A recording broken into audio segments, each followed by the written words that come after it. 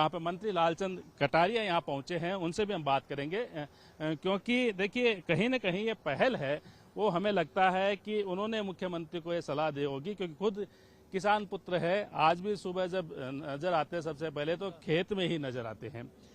एक कोरोना काल आया था, फिर एक संकट आया तो लंपी का संकट, और किसान राजस्थान की अगर हम बात करें, पशुपालकों की बात करें तो सीधे सीधे गाय भैंस के दूध पर निर्भर होते हैं। बड़ा नुकसान हुआ। तो ये महोत्सव जो है वो किस तरह से, सरकार की मंशा क्या है? सिर्फ जो लंपी से मृत दुधारू पशुओं के जो खातों में पैसा स्थानांतरित करना है, या फिर ये एक मैसेज भी देना है कि सरकार किसानों के हर संकट में साथ खड़ी है?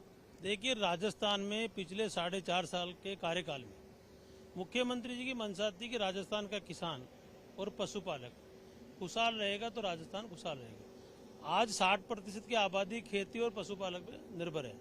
लंपी जैसी महामारी में जैसे कोविड की तरह प्रबंधन हुआ, वो का वो प्रबंधन राजस्थान के मुख्यमंत्री जी ने पूरे राजस्थान में किया। गौ माता पे संकट आया। आज जिन पशुपालकों के परिवार में गौ माता लंपी के कारण खत्म हो गई, उसको सपोर्ट देने के लिए, उनको आर्थिक रूप से मदद करने के लिए 42,000 जो हमारे गोपालक भाई हैं, जो गांव में रहते हैं, खेतीबाड़ी करते हैं, उनको आर्थिक रूप से मदद करने के लिए 175 करोड़ की राशि आज यहाँ से डीबीटी के माध्यम से मुख्यमंत्री जी अभी जारी करेंगे।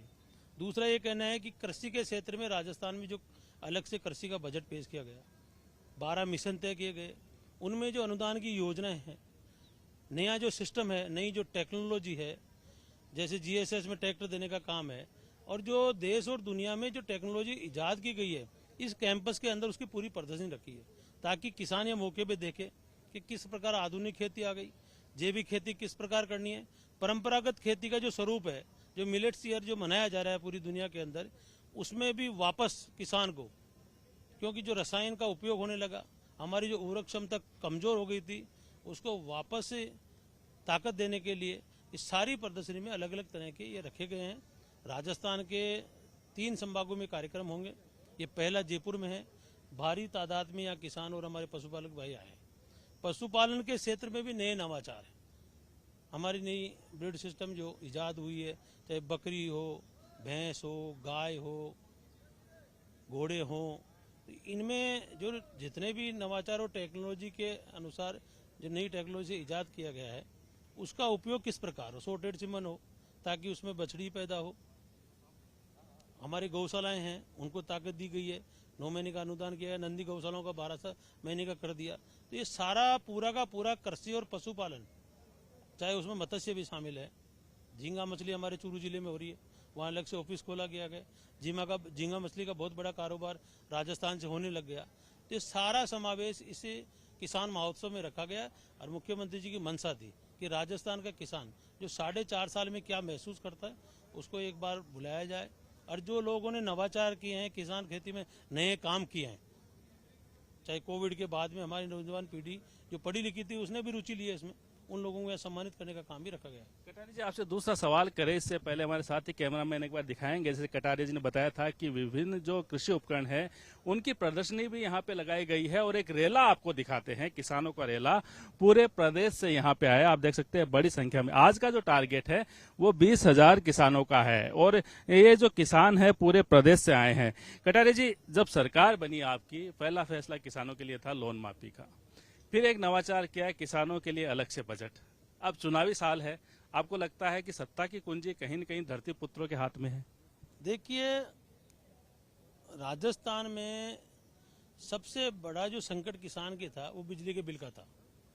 अब आप अंदाजा लगा लो, 2000 यूनिट जो बिजली फ्री करने का काम, 100 यूनिट घरेलू बिजली फ्री करने का काम।